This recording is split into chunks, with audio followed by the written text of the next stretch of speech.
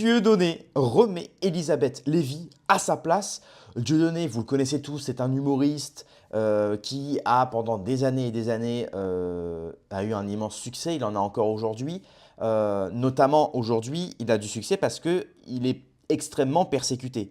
Il y a quelques jours, on va en parler en vidéo très certainement dans la semaine, une trentaine de policiers sont encore venus arrêter un spectacle de Dieudonné. Ça doit être, je ne sais pas, peut-être la 10e fois cette année, la 15e fois. Enfin, c'est vraiment indécent. On arrête un humoriste et on l'ordonne de descendre de sa scène parce qu'il fait des blagues. C'est quand même juste lunaire.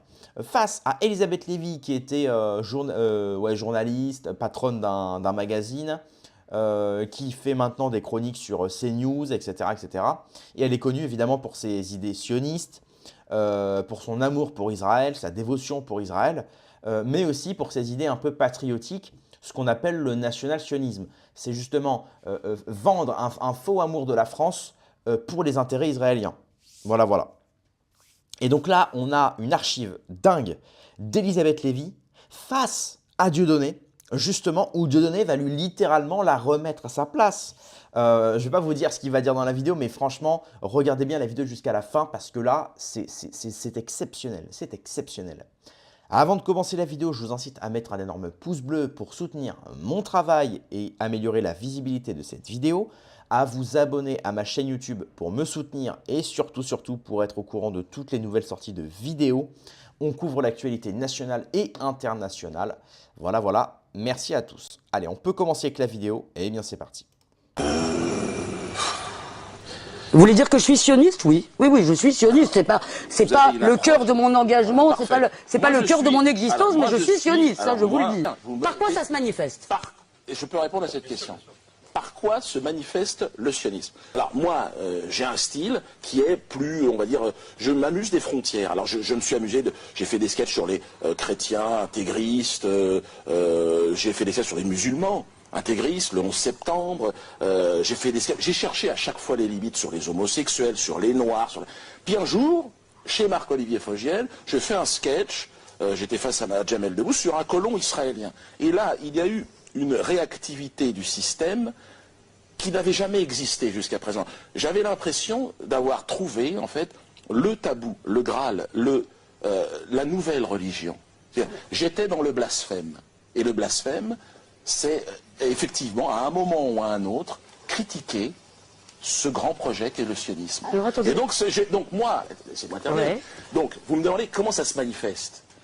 Concrètement, par mon travail le plus sérieusement possible, j'ai localisé le dernier tabou de la République. Et vous pensez que ce tabou, il existe pourquoi? Vous pensez que ce tabou, vous ne pensez pas jamais que, je veux dire, ce qui s'est passé dans l'histoire justifie qu'effectivement, il y a un petit tabou sur l'antisémitisme? Par décence, madame, de ce qui s'est passé dans l'histoire, par respect de toutes les victimes. Écoutez-moi. Non, vous me la jouez pas comme ça. Écoutez-moi, parce que... la décence et le respect, vous me la jouez pas comme ça. On ne va pas faire de compétition, je crois qu'on ne joue pas dans la même catégorie, en termes de durée et en termes de nombre de personnes, madame. Donc écoutez-moi. On ne va pas faire de compétition, et on ne joue pas dans la même catégorie. Et tout de suite, vous me balancez, non, l'histoire, nous, on a souffert. Vous avez souffert, restez digne. Non, mais moi, j'ai pas souffert. Vous avez souffert. Non, moi, j'ai pas souffert. Alors pourquoi vous me parlez de l'histoire et de l'histoire? Mais je ne parle pas de moi, là. Excusez-moi, moi, contrairement à vous, je ne me prévaux pas de la souffrance, d'une souffrance que je n'ai pas vécue. Premièrement. Deuxièmement. Pourquoi vous me parlez d'une souffrance? Eh bien, parce que vous ne comprenez pas, vous pensez que la tentative d'extermination des Juifs par Hitler ne mérite pas qu'il y ait un petit tabou sur l'antisémitisme. Pourquoi vous me parlez de cette histoire? Eh bien, parce que vous parlez du tabou, j'essaye de vous expliquer. Eh bien, oui, mais pourquoi il n'y a pas de tabou à faire je sais pas, moi, des sketchs sur les Noirs? J'essaye de vous expliquer. Sur la guerre d'Algérie, pourquoi il n'y a pas de tabou à faire sur le colonialisme? Pourquoi il n'y a pas de tabou là-dedans? Eh bien, si vous pensez, si vous voulez, qu'il n'y a rien qui s'explique là-dedans, je ne peux pas vous l'expliquer. Excusez-moi.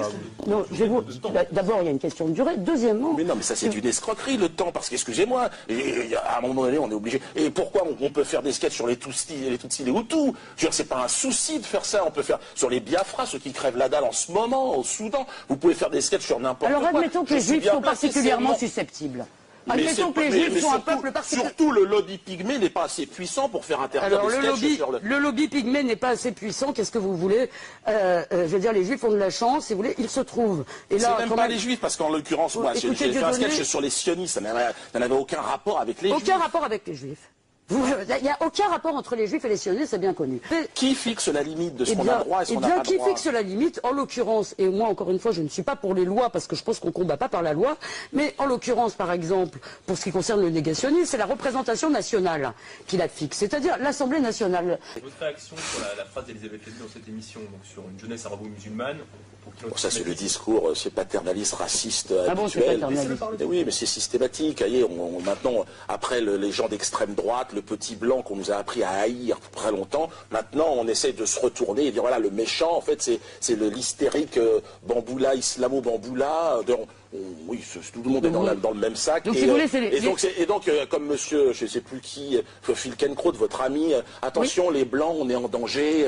Alors maintenant, voilà, le sioniste serait le protecteur des Blancs et de cette race blanche. Vous savez, Dieudonné. C'est amusant de voir ça parce que, évidemment, quand on est noir, quand on est d'origine maghrébine, c'est amusant de voir les mêmes qui nous montaient en nous disant, en fait, il faut aller casser la gueule aux mecs du Front National, les petits blancs qui racistes, et les mêmes qui aujourd'hui se mettent derrière, disent, attention, regardez, les noirs, les gentils. Et ce sont exactement, c'est toujours ces sionistes charnières qui voudraient... Ils sont partout.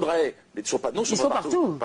Oui, de penser que c'est des feuilles que viennent tous les malheurs, oui, c'est devenu un discours banal. Et croyez bien, je le déplore. Et c'est contre ça que je veux me battre.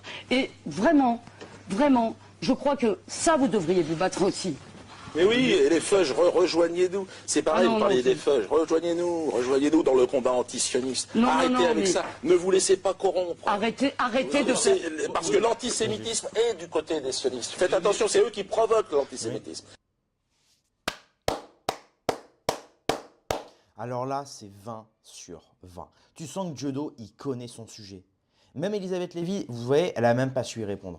Elle n'a même pas su répondre. Elle a dit à un moment, souvenez-vous, elle a dit, voilà, admettons que les Juifs sont un peu susceptibles, parce qu'effectivement, Giodo, il dit, voilà, pourquoi il n'y a pas de tabou quand on fait des blagues sur les Algériens avec la guerre d'Algérie, sur les Congolais avec ce qui se passe au Congo, avec ceci, avec cela.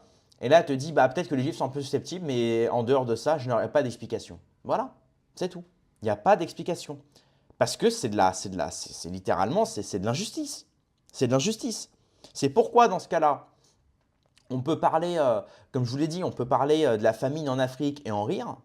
Et là, évidemment, on ne se tapera pas de peine de prison, on ne se tapera pas Alors si, il y aura peut-être 2-3 mecs qui vont t'insulter en commentaire sur Twitter, mais on n'aura pas la dimension, je dirais, et le poids d'un lobby sur le dos. Pourquoi? Parce qu'il n'y a pas de lobby africain aussi puissant proportionnellement aux Africains présents en France. Il n'y a pas de lobby proportionnellement. Alors que si on prend l'exemple de la communauté juive, les Juifs seraient à peu près 600 000 en France. C'est ce qu'on dit. 600 000. Ce qui représente 1% de la population française. Ce qui est ridicule. Or, aujourd'hui, quand on voit le CRIF, qui est le lobby...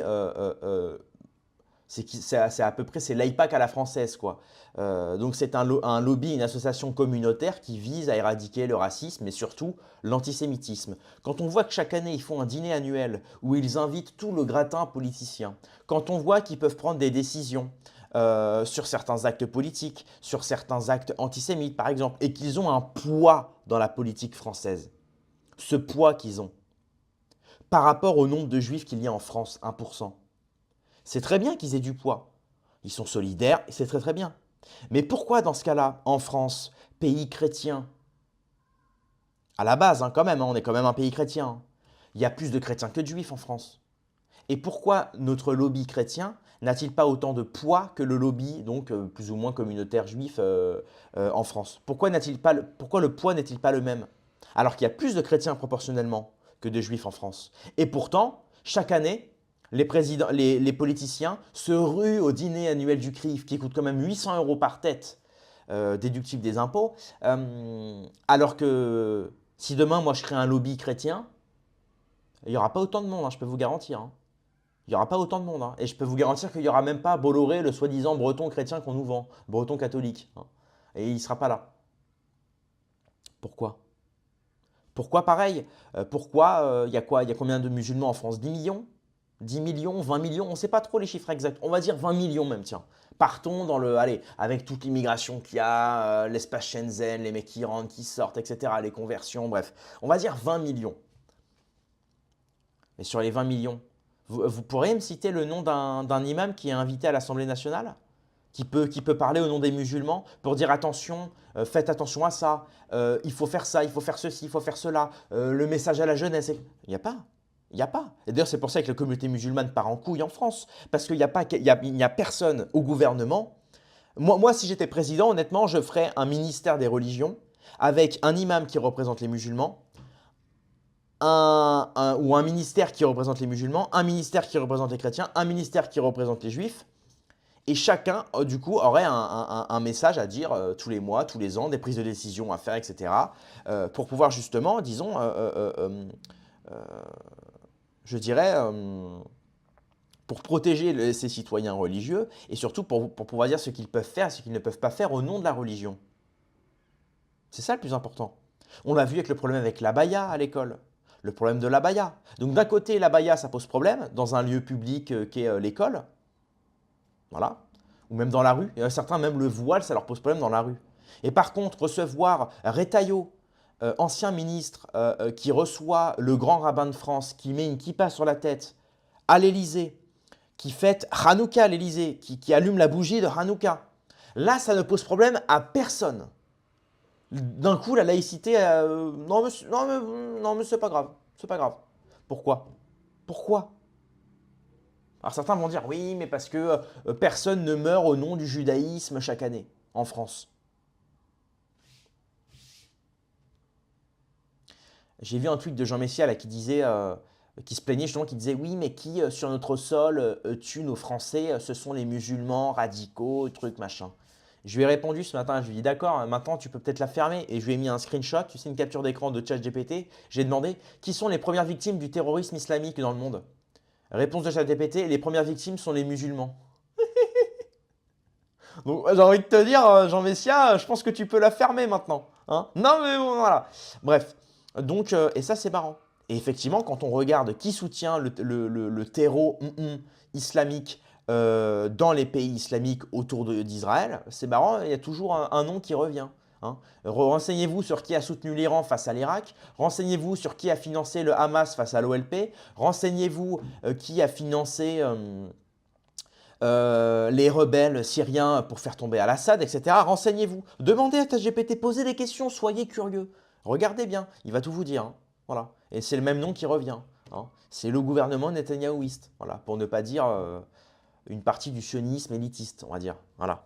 Et encore une fois, moi j'appelle vraiment tous les juifs, et c'est ce que dit Dieudo à la fin, c'est dissociez-vous du sionisme, chers juifs. Dissociez-vous du sionisme, dissociez-vous du CRIF, dissociez-vous de la LICRA, dissociez-vous de ces associations communautaires qui profitent justement de votre souffrance que vous avez vécue, que ce soit par les guerres mondiales, que ce soit par les pogroms, que ce soit par les expulsions, que ce soit par les a priori qu'il y a sur les juifs, etc. Dissociez-vous de ces associations qui profitent de ça comme un bouclier. Comme un bouclier. C'est le plus important. C'est le plus important. Véritablement. Et vous voyez, Elisabeth Lévy n'avait même pas la réponse. Elle a dit, bah, si je dois être honnête, admettons que les juifs sont un peu susceptibles. En dehors de ça, je ne sais pas ce qui justifie que quand on fait un sketch sur les juifs le prennent plus mal que les Algériens. Elle n'a pas su répondre. Et tout de suite, elle a fait la réduction ad Hitlerum. Vous voulez que je vous rappelle ce qui s'est passé pendant la Seconde Guerre? Mais c'était il y a 70 ans, ma pauvre. T'es en retard, là. T'es en retard. Qu'est-ce que tu vas dire aux Chinois ou aux Hindous? Qu'est-ce que tu vas leur dire pour justifier cette arrogance que tu portes, Elisabeth? Tu vas leur dire quoi? Oui, mais moi, j'ai vécu… Oui, mais attends. Je te rappelle que les Hindous et les populations asiatiques croient énormément au karma. Donc si, ça c'est pas moi, elle est de Soral, hein, cette phrase-là, hein, dans son dernier livre. Il te dit justement comment tu vas convaincre un bouddhiste qui se promène à Auschwitz. Qu'est-ce qu'il va dire justement le bouddhiste qui se promène à Auschwitz? Si on prend la notion du karma, c'est si t'arrives du mal dans la vie, c'est que t'as fait le mal. Si t'arrives du bien, c'est que t'as fait le bien dans une vie antérieure, tu vois. Donc qu'est-ce qu'il va se dire? Il va se dire que tu as fait le mal dans ta vie antérieure. Mais évidemment, ça c'est un précepte bouddhiste, on va dire. Hein. C'est pas, ça ne veut pas dire que les juifs ont fait du mal et ce qui leur est arrivé. Et… Non, absolument pas. Mais voilà, donc au bout d'un moment, il faut se renouveler. Vous ne pourrez pas éternellement utiliser le bouclier de la guerre, de ce qui s'est passé. Ben non, parce que là, le temps, il avance. Hein. Et le temps, il se creuse entre ce qui s'est passé et les temps actuels aujourd'hui. Et aujourd'hui, l'histoire nous montre qu'aujourd'hui, les Palestiniens souffrent plus que les Israéliens. Hein. Donc là, il n'y a plus d'excuses. Voilà. Bref. Et tout ça, c'est un message de paix, quoi. C'est vraiment tous les juifs du monde, dissociez-vous de la LICRA, du CRIF, de l'AIPAC, de tous ces financiers, de tous ces profiteurs, de toutes ces associations communautaires, de ces lobbies, parce qu'elles pèsent sur vous un poids énorme. Et c'est comme un boulet, quoi. C'est un boulet que vous avez au pied. Voilà. Et elles veulent vous faire croire que nous, simplement par prise de position relativement pro-palestinienne, on serait des antisémites, négationnistes. C'est faux, c'est faux. On ne fait que propager la paix et surtout, on ne fait que faire prendre à la vérité l'escalier. C'est tout. La vérité prend l'escalier, c'est tout. Bref, merci d'avoir suivi cette vidéo. C'était un plaisir de la faire. Rendez-vous dans quelques heures demain pour une prochaine vidéo. Paix et amour sur mes amis et mes ennemis. Et surtout, surtout, sur mes ennemis.